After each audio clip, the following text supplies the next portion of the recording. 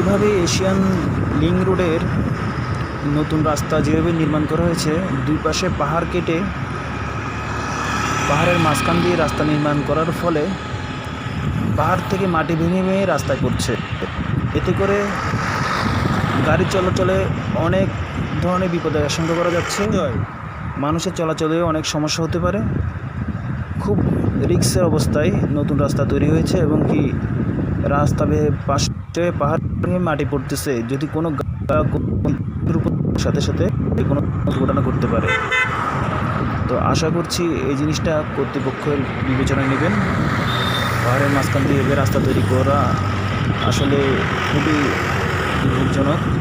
আর পাহাড়গুলো যদি একটু ভালো করে কেটে দিত তাহলে এইভাবে রাস্তার ক্ষতি হতো না।